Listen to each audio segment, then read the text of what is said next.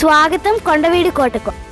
ఆంధ్రప్రదేశ్ చరిత్రలోనే అద్భుతమైన కోటల్లో ఒకటి. ఇది గుంటూరు నుండి సుమారు 25 కిలోమీటర్ల దూరంలో ఉంది. కొండపైకి ప్రయాణం మొదలయ్యే కొద్దీ పచ్చని లోయలు, పాత గోడలు చూస్తుంటే మనం చరిత్రలోనే శతాబ్దాలు వెనక్కి ప్రయాణం చేస్తున్నట్టు ఉంది. ఇది పార్కింగ్ ప్లేస్. రాతి కొండలపై నిర్మించిన ఈ కోట 14వ శతాబ్దంలో రెడ్డి రాజవంశం యొక్క శక్తివంతమైన రాజధానిగా నిలిచింది.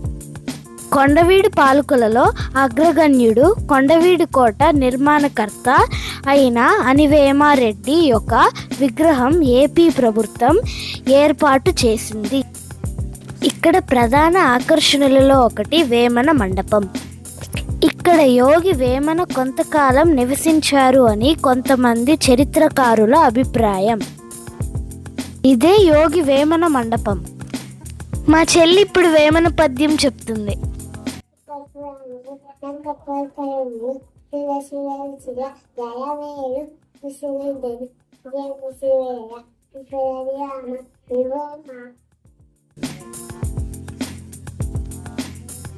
ఇదే ఓపెన్ అంఫీ థియేటర్.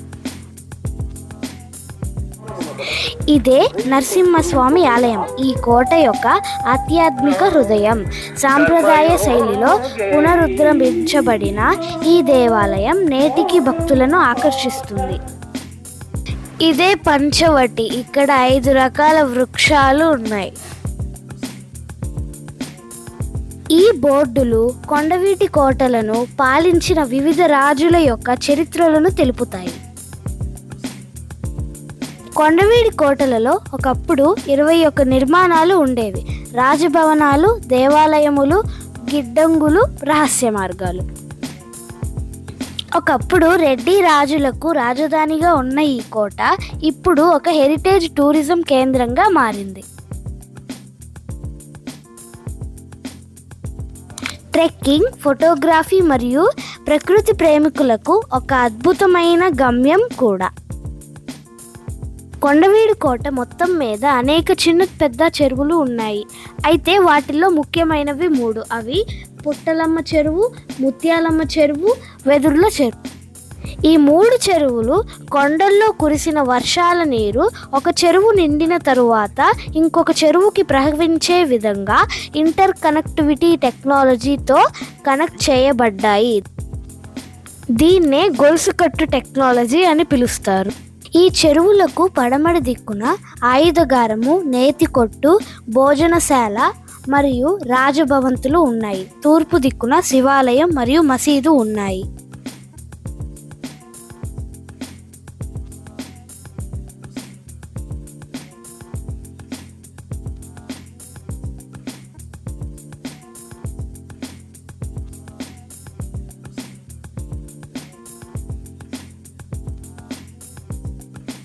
ఇదే బోటింగ్ వ్యూ పాయింట్ కి వెళ్లే మార్గం.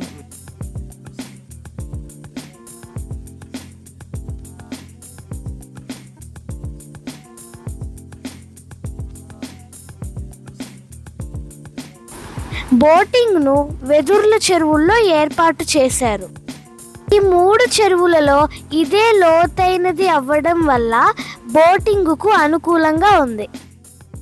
ఈ చెరువు చుట్టూ వెదుర్ల చెట్లు, కొండలు ఒక ఆభరణం వలె ఉండడం వల్ల ఈ చెరువు మరింత అందంగా కనిపిస్తుంది.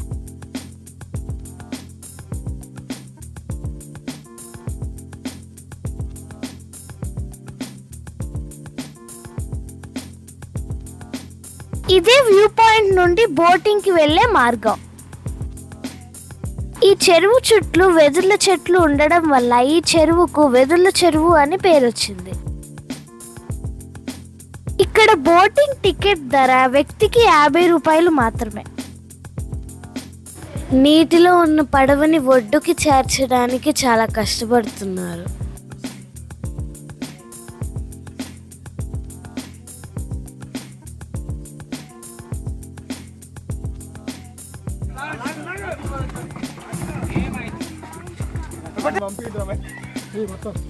ఏం చిట్టి ప్రతి ప్రయాణికుడికి లైఫ్ జాకెట్ తప్పనిసరిగా ఇస్తారు. ఇది భద్రతతో కూడిన సరదా ప్రయాణం.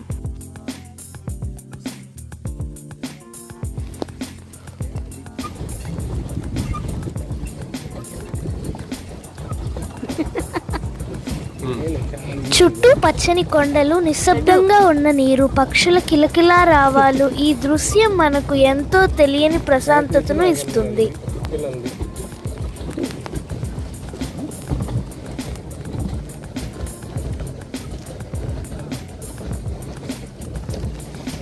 ఇది కేవలం బోటింగే కాదు, ఇది చరిత్రతో పాటు ప్రకృతిని అనుభవించే ప్రయాణం. కొండవీడు కోట ఒకప్పుడు రాజులు, యుద్ధాలు, వ్యూహాలకు సాక్షిగా నిలిచింది.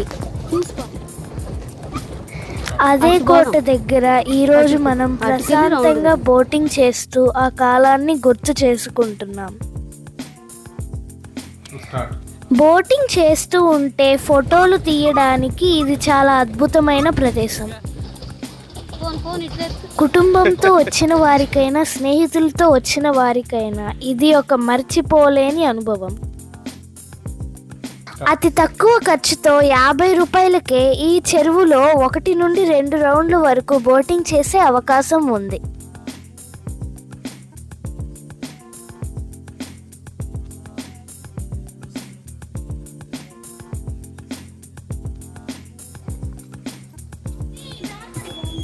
ఇక్కడ చిన్నపిల్లలు ఆడుకోవడానికి ఏర్పాట్లున్నాయి. దీనికి 20 రూపాయలు కట్టాలి.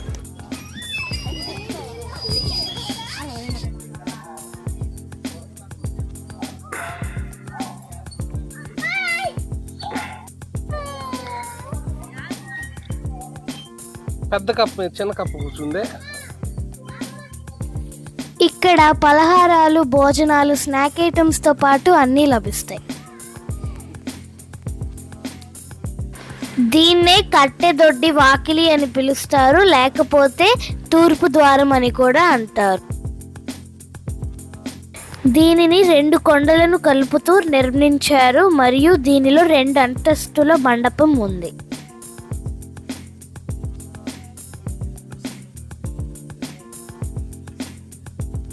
ఇది ఫోటోషూట్కి చాలా మంచి పాయింట్.